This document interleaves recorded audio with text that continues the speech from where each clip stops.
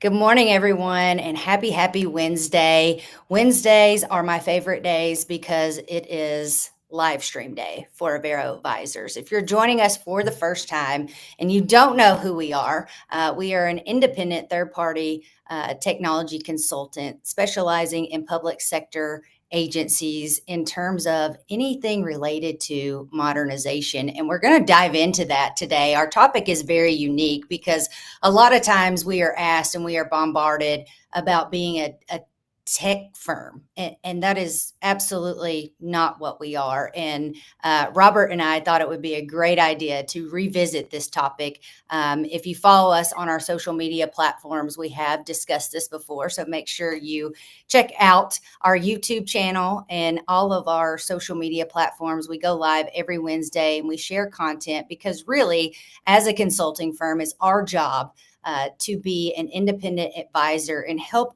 you all break through the noise of everything that's going on in terms of modernization. What is modernization? What does that mean? It could mean a lot of different things, but it's ultimately what it means for your organization, and we're here to help you do that. So, without further ado, you guys know Robert Kornovich, and I'm so happy that you're here with me today, Robert. We're gearing up for Thanksgiving. We have a lot to be thankful for. And I personally am ready to eat all the food next week. But before we begin, what are you most thankful for right now? We had to throw this in. My clients are still incredibly interesting, and we serve just a broad spectrum from really small local government to major airports and everything in between. And that is just so much fun being able to do that. I tell people when they know my background in local gov, I got to move from serving one local gov organization to be able to serve many, 30 plus clients in a portfolio. And that just makes it eternally fun and exciting. It's challenging on days, especially with larger projects and keeping the momentum spun up and all those typical things we talk about on here.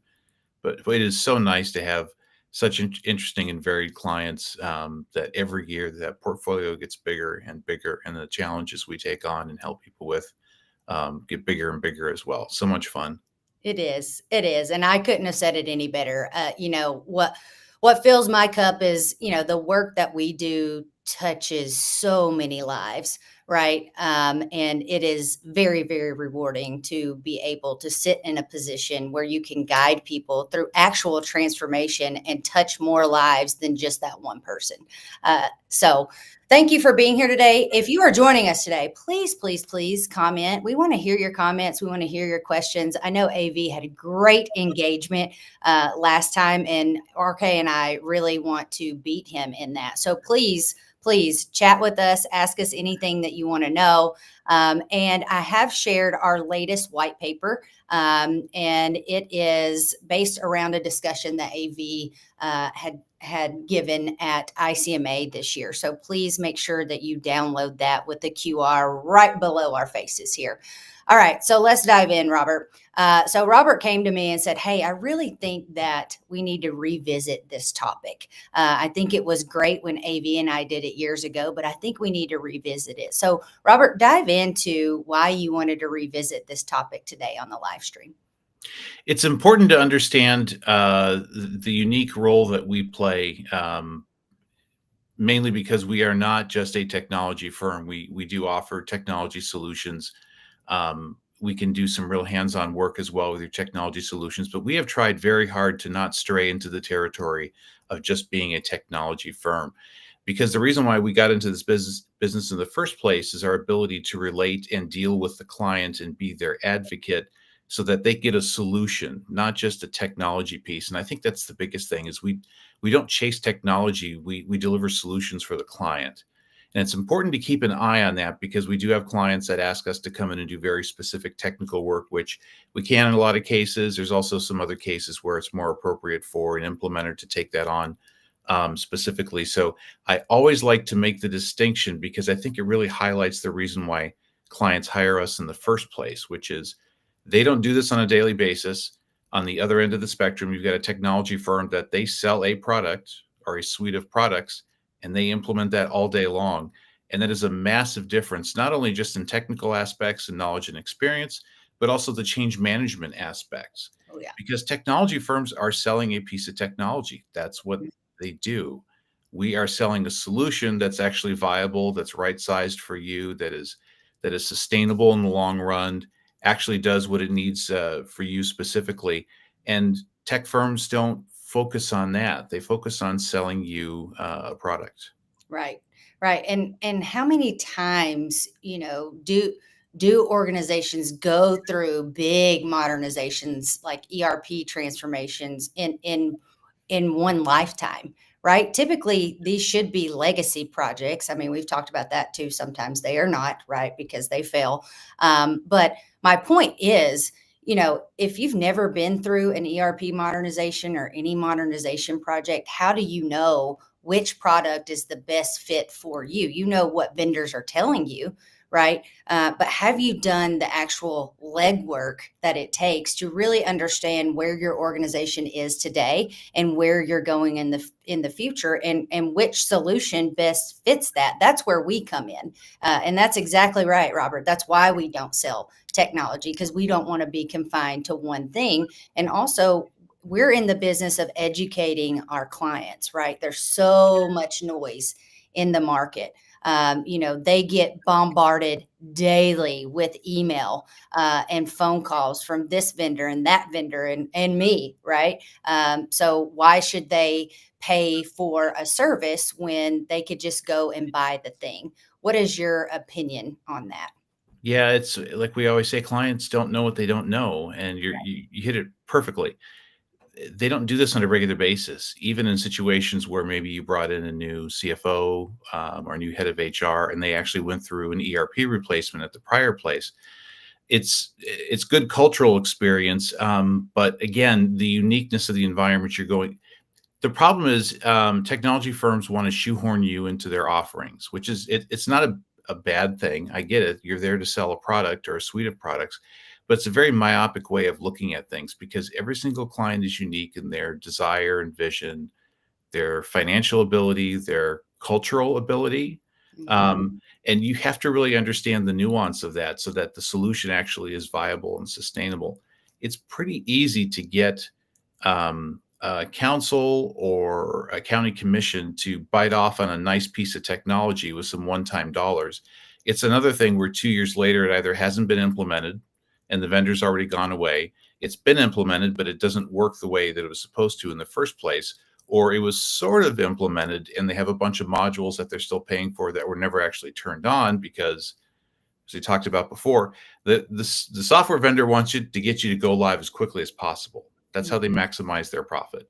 So if we can take shortcuts along the way and go, having a problem with user acceptance testing on this module, let's fix that later after go live. Terrible thing to do. You've heard me talk about that many times because you never have the resources to go back and revisit that and fix it. It's the reason why Mhm. you do it right in the first place. So a rush to a go live, things are not properly implemented, certain functionality was never even turned on, and then 2 or 3 years later, the question is being asked. But we spent $4 million on the CRP system, and it seems to be no better than what we had before. What's going on here? These are the things you have to focus on, and building that relationship like we do, and understanding who you are and what makes you unique, because every single organization is different. Like I said, in a lot of different ways. But the idea is not only the cultural aspect, but what's the sustainability of this? I can give you a product that is net neutral on the overhead it takes to run it. Most organizations are looking for a way to let their FTE count float downward as they go forward, and they're willing to invest in the technology to be able to do that because it's still difficult to hire talent in local gov. It's difficult to retain people as well. So just being able to reduce headcount and resourcing naturally with the product is the biggest TCO that we're seeing now as well. That's what people are looking for. And technology firms will address that to a degree, but like I said, they're there to sell you a product. That's their end goal. We're there to get you on something that's sustainable and is actually going to work for you.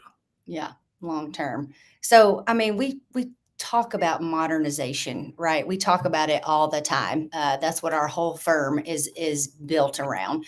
But why is the term modernization? What's changed in terms of modernization for cities and counties over the last year? Why is it? more important now, at least to talk about it than it has been in the past. Comes down to resourcing, which always seems to be the common drumbeat. But Hmm. even that dynamic changes because modernization means a whole variety of things to a whole variety of different clients.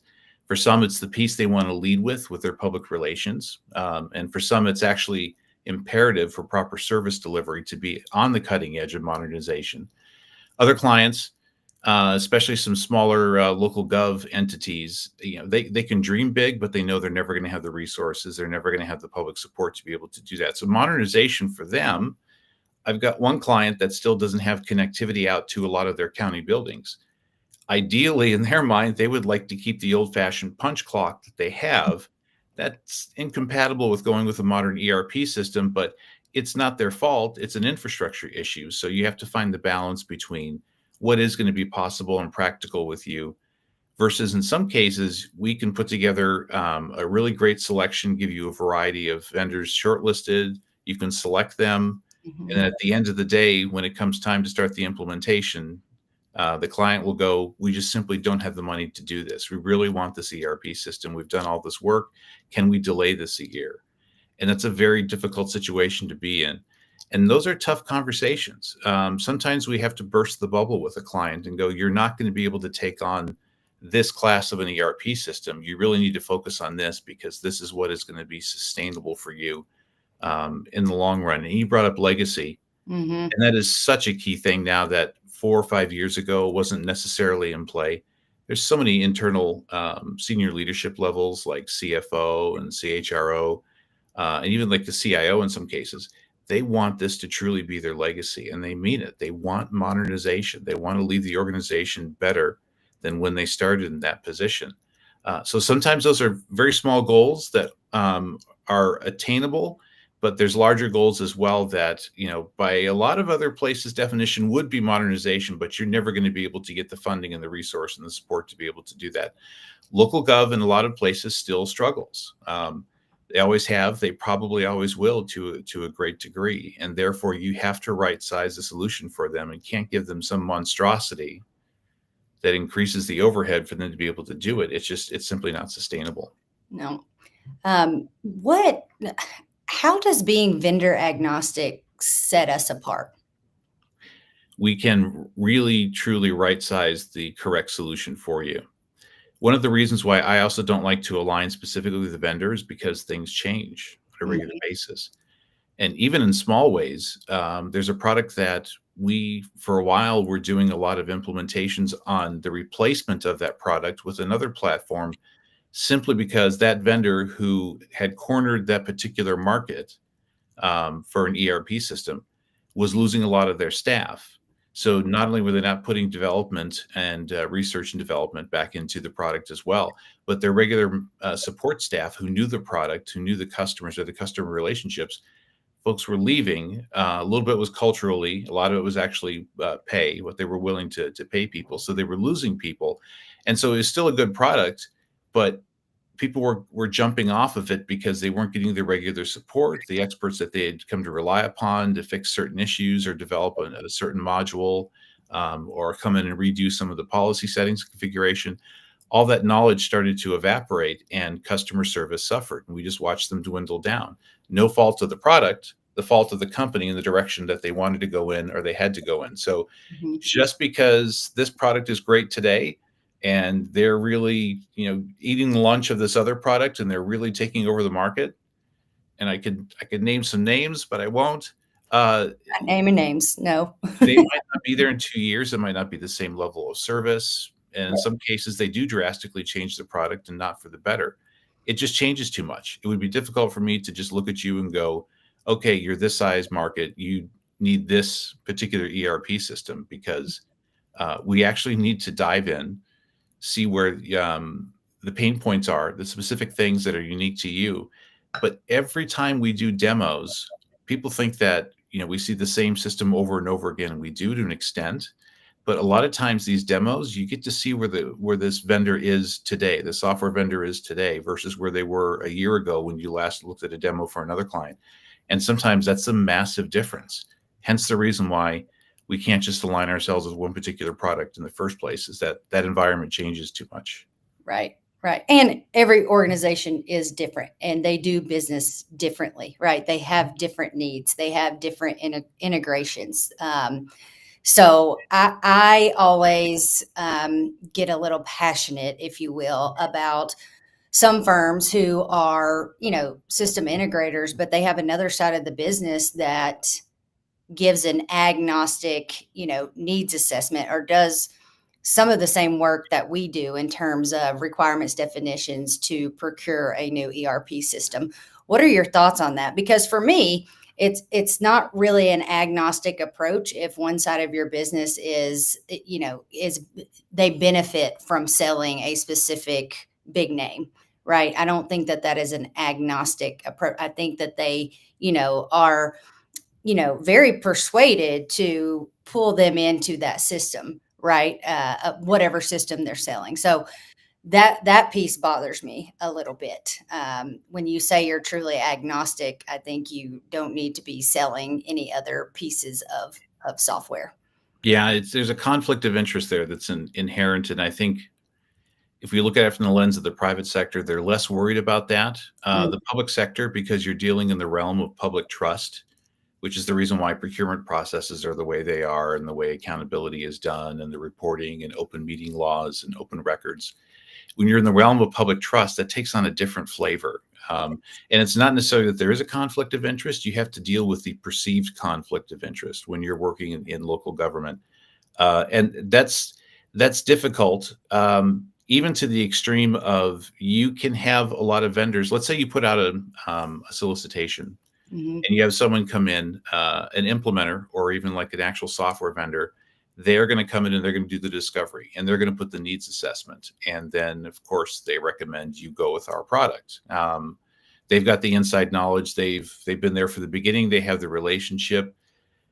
What you can have, though, is those other folks that were shortlisted for that and didn't get selected, they will file a complaint or a challenge to a procurement and go, hey, this isn't fair. You guys, these folks had the inside track. You didn't honestly look at other products. You just selected this firm and then you allowed them to keep rolling forward and actually implement their particular piece of software. And now you're paying them a maintenance agreement long term. And it's not even that that challenge would be successful. It's that it would cause that procurement to likely be thrown out and have to start all over again. And mhm, I've seen in local government where you're halfway through a project, someone challenged the procurement, was actually able to point out something that is plausible, and then they had to throw out the entire procurement, stop the project, put out for RFP all over again, and do the whole entire thing. Except this time, do it in a way that filled that issue that was standing there for the challenge. So it's not even that there is an inappropriate relationship on the recommendation there. It's just the mhm. perception of it is very difficult in local government. It asks a lot of questions, as it should, and those are not easily fixed without throwing everything out and starting all over again, which is a terrible waste of money and time. I agree. Has there ever been a moment or an early clue where you can tell an agency is about to make a tech first decision that might cost them later on? Yeah, and so there are some instances where it's completely appropriate to do that. And I Mhm, usually talk in terms of cybersecurity is the big one. If there's a big gap there, there's something that's really missing. You're in seriously rough shape trying to mitigate an enterprise risk.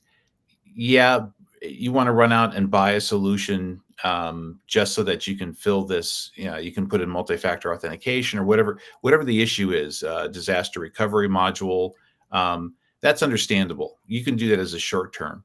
mhm, It doesn't really work that well with foundational workflow products as well. You can tell, and we've actually been brought in after the fact when something's already been selected. And in one particular case, we had to get the client out of that contract.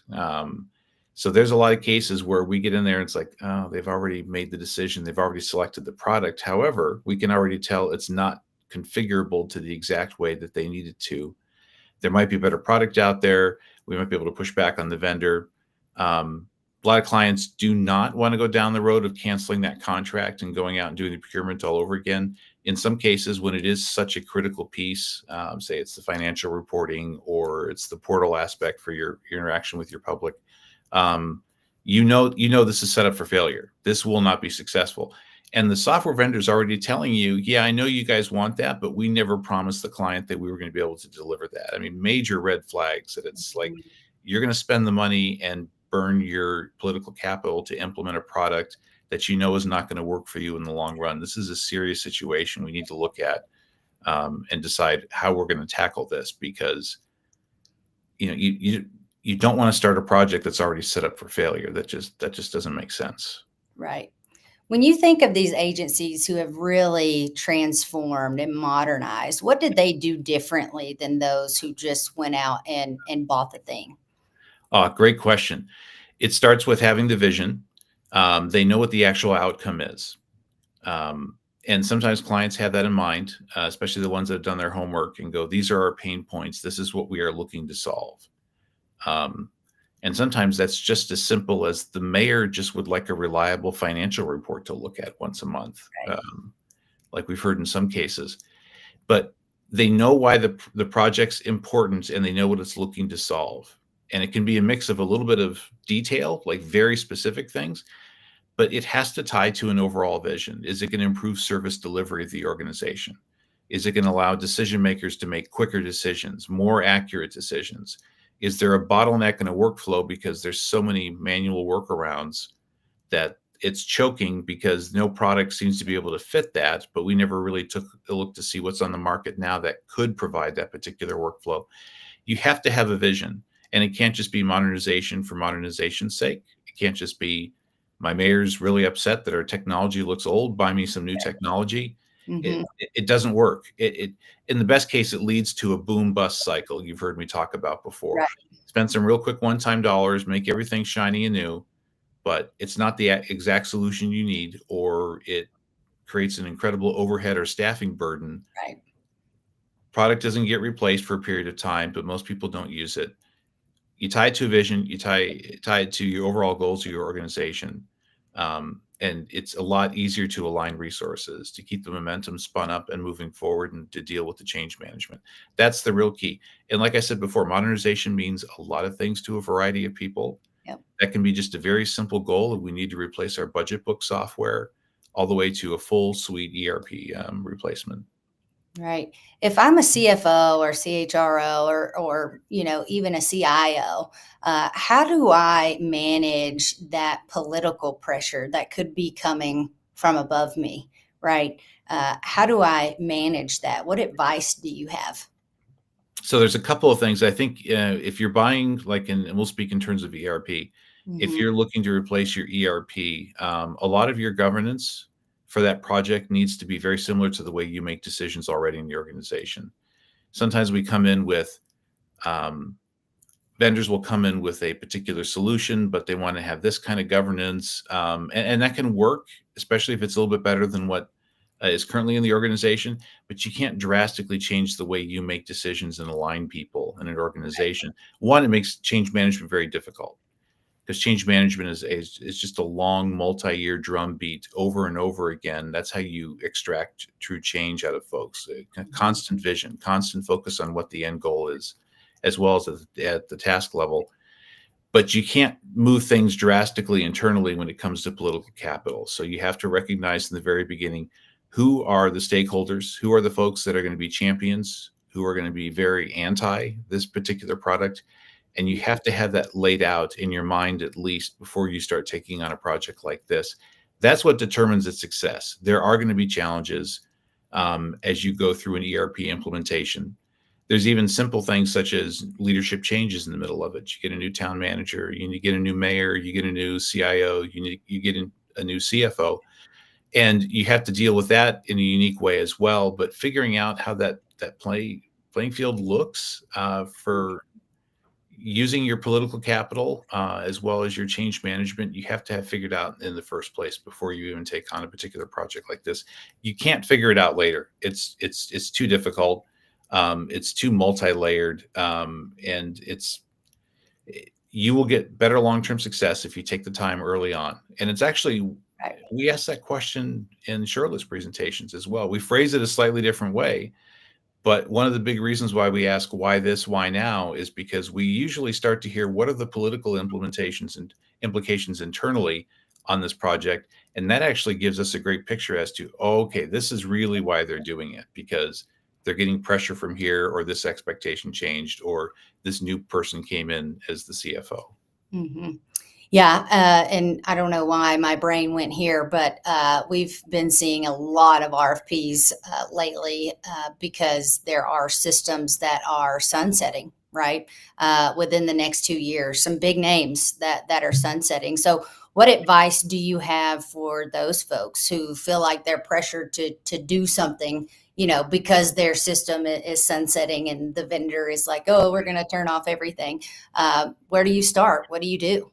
Those are almost always, not going to say they're false, but their goal is to start working ahead of time to be able to transition you over to a new platform that they've developed, usually at a higher cost. Not always. They can find a way to make it net neutral, or maybe even save you some money.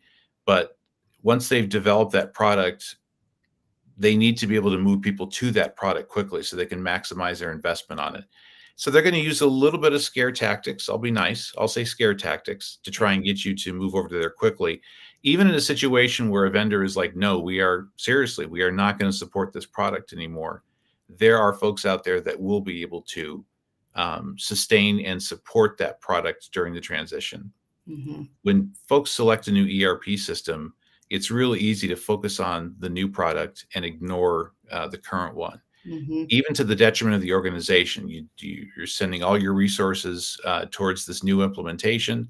No one's watching the old system. No one's keeping it up to date. No one's maintaining it. No one's developing the relationship with the vendor or continuing the relationship with the vendor. And the problem is your staff's going to have to live with that old system for 12 to 15, 18 more months. And that's where you're doing your day-to-day workflow. That's where you're Hmm. doing a lot of your data management. That's where you're doing a lot of your decision making and your financial reporting. That still needs the care and attention that it got before, but now this layer of new ERP on top of it. But given those situations, if you do have a vendor or the client's maybe taking a little too much time, and they know the clock is ticking and they have to be off this by the end of the calendar year, there are folks out there and solutions out there that'll allow us to be able to maintain that product and get you all the way through go live onto the new one. And if a lot of times that gets the vendor to back off and go, well, I think we can support this for one more year or Hmm. 6 more months. But if they are serious and they really are not able to help you with that product and do the maintenance on it, you can find folks that will do that in the short term and sign a 3 month or 6 month contract to be able to get that to continue. So vendor threats don't resonate with me, because when I worked in local government, a lot of times I felt like I was being sold something rather than being told the truth. It's one of the reasons also why we do what we do for our clients. So very rarely are those vendor threats legitimate. I mean, for them to be able to turn off a massive system for a massive county, the public relations disaster that would be is just completely unacceptable. So you need someone like us to go through there and comb through and figure out what really is and is not going to happen here on December 31st of this year. Is this system really going to evaporate, or is this just the vendor trying to push their Q4 sales and get you signed on to a new product? Right. Maybe we should go live on vendor threats. And by the way, we love our vendor friends. They support us in every aspect, and we are not trying to talk badly about any one vendor. This is just what we've seen internally as we go through some of these projects. The other one I love is, this offer is only available to you for the next 2 weeks. You better sign on the dotted line right now. Yeah, uh, or the 5% discount will no yeah, longer apply as of right, October 1st, and right. it's it, what happens behind the scenes is what usually occurs with clients is they've gotten the funding approval, but it hasn't been approved by their governing body, or there's a person who's out sick, or procurement needs to button up this document, or contract negotiations Hmm. are still not complete. These are tons of valid reasons as to why local government is not able to issue you a PO, which is what most vendors are looking for. Is, oh, I've got the PO, now I can start. It's not because they're slow and they're dragging their feet. That happens sometimes, but most of the time, there's something that's not complete that needs to be completed internally, and then we will issue you your PO. So Mhm. software vendors have to understand, I get it. You want to have your Q3 numbers in, especially if you're going to get a commission check. I know you really want that, but just be careful with how you try and motivate clients to get that done sooner rather than later, because this year we've dealt with 2 clients that got very upset with the software vendor, an Mhm. otherwise good relationship, simply Right. because the salesperson was calling every day and going, "Hey, that 5% discount evaporates October 1st." And it's like, "Oh, come on. That's Right. this is the way things happen, and you know that. So we don't need to go to tactics like that to be able to get things moving along." Yeah, moving forward. So we do have some folks in the comments. Hey, Clay. Hey, Katie. Hey, Brent. Hey, Mikey. Mikey says it starts with having a vision, then thinking about the outcomes. This is so true. I think too many people in general think about the benefits and the outcomes first instead of why they're actually committing to the process, which is the vision. Yeah, so a lot of technology vendors, especially when they're offering you a product to replace one of your workflows, Hmm. they're guessing at your particular needs, and then they're taking that and they're framing it in the aspect of, hey, this is a really nifty system. It does this. It has this kind of reporting. It has this kind of automation. Um, but w- there's so many cases we've seen where the technology was really cool, but it didn't move the needle. And a Right. year later, early AI adoption. I'll take on that one. Folks were starting to jump on the bandwagon of AI is this great tool. It's going to modernize the way we do things. We don't have to go to a software company to get this figured out. We can fire this up today and start using it, except they aligned it with processes that either didn't matter or looked great, but like I said, didn't move the needle. And a year later, you feel incredibly let down. You're like, we spent all that time and the energy and that political capital and change management for a product that at the end of the day, it looks really nifty, but it doesn't do anything. It doesn't Right. enhance the mission or service delivery of the organization.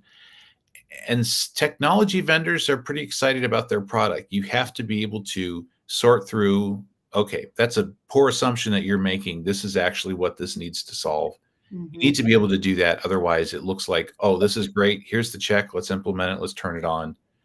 And a year later, it's like, didn't provide us any benefit whatsoever. And now, when you find the right solution, and now you got to go back to your governing body, they're like, here we go again. You, Yeah. you lose a lot of credibility doing things like that. You do, and that's a great point. If you all have not seen our YouTube video on AI being another technology implementation, please go out to our YouTube channel and follow AV on Instagram because he just got back from a conference from the Government AI Coalition, and he talks about what he learned from that conference, and then also that AI should be treated no differently than any modernization project in terms of, excuse me, you still have to do the groundwork. You still have to identify those outcomes. You still have to understand what you're trying to achieve. It's not a race. It's not a race. Yeah, well, and I also want to point out, I've been beating up on technology vendors a little bit on this. It's important to recognize that even elected governing bodies, elected officials, have this very traditional approach to things that we call, instead of ready, aim, fire, it's ready, fire, aim. A lot of governing bodies like to do that because they also think that they're being proactive to when someone comes to a council meeting and talks about how I can't pay my water bill online. They will jump towards, well, let's find some funding for something like that. There's obviously public support for it, and I would like IT to be able to run this down.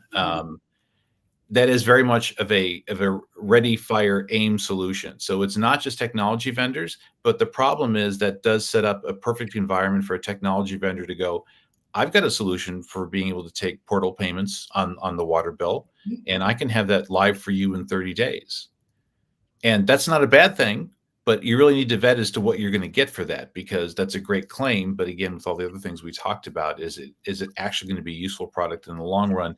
Or are they charging you a ridiculous amount of money to be able to run that portal for you?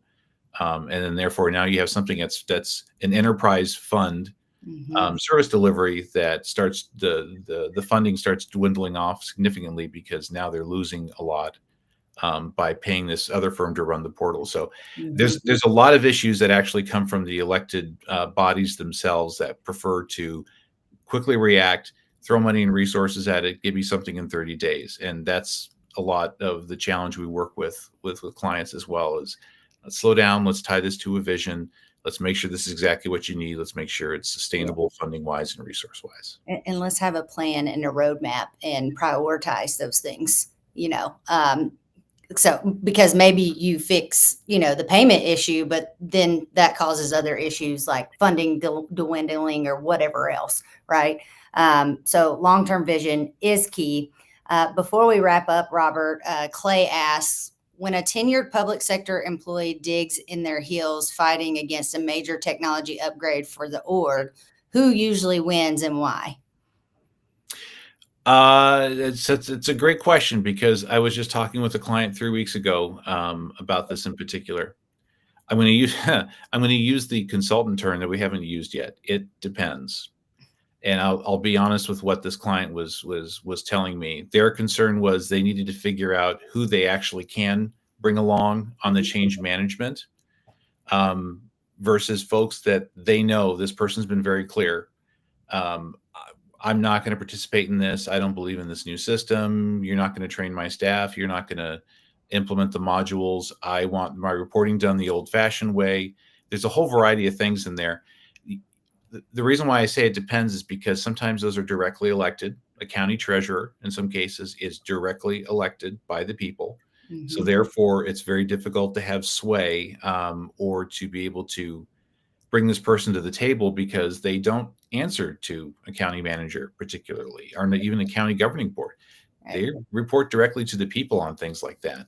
So the dynamics are all over the place as to what is going to be possible and what's practical and what makes sense. In a lot of cases, this is easily resolvable by just talking with the person, and making sure they understand what this ERP replacement is and isn't, because the isn't is the area where everyone has their insecurities. I'm not going to be able to understand this new system. I don't want to change the way my workflow currently works because I just figured out how to do it in the first place. Please don't change my world. That's the reason why there's a lot of that. A lot of that is solvable. Occasionally, you will run into a person where they're just like, I'm simply not going to get on board with this. And sometimes you find that person a new position in the organization. Sometimes they announce that they're going to leave within 6 months. It can vary, but it gets a little unique from organization to organization, and it winds up coming down to political capital and political credibility is the direct way of saying it. Yeah, yeah, and I mean, I I'm very simplistic, but I think open communication, right? A lot of these end users probably have no clue as to how much their job could change with the new system, right? Maybe they're scared that the system is going to take their job, right? And so there is some resistance to change there. But I think what they don't know, right? They don't know what a new system could do and how much easier it could make their job. Yeah, So and just that's why we're there. that's Help us with. exactly I it. tell clients all the time, let me help you with the messaging on that. Yep. Some of that does need to be done internally by leadership in the organization, but we do this all the time. Let me really help you in delivering that messaging. And if we need to sit down with that one particular user and just focus on them for 30 minutes and answer all their questions and show them how all this works, um, more than happy to do that. That's the kind of stuff we do all day long. That's critical for projects to move forward. I love it when clients leverage our experience on that to help them.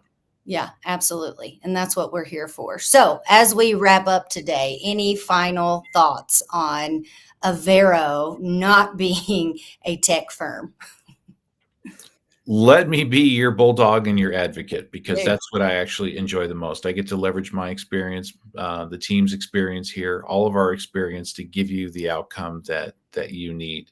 Um, so asking questions is always a great thing. Like I tell people, if you just want to reach out to us and say, "Hey, I think this contract I'm looking at is kind of weird for this technology piece," please let us spend a little bit of time looking at that and talking to you and handing out some free advice because like I said, at the end of the day, modernization means a whole variety of things, and goals are all over the place. So don't think as you look at this other city and go, "Wow, I wish we had that. We're so far behind." That's a different dynamic than what you're dealing with. That's we Mm, have the experience that helps walk you through whatever that goal is and what modernization looks like to you. It doesn't have to be multi-million dollar, no. high tier ERP systems. No, it does not. Allow us to be that trusted advisor. We are nerds about all of the work that we Yeah. do. We really do want to help all of our public sector agencies break through the noise because there is so much noise and so much competition in the market, and that's why we exist. We want to be that trusted advisor to help you break through the noise of all the technology products out there. So, without further ado, I hope you all have a very happy Thanksgiving. Thank you, Clay. Thank you, Thomas. Thank you, Katie and Brent. And who else joined? Mikey joined. Thank you all for joining us today and for chatting in the chat box.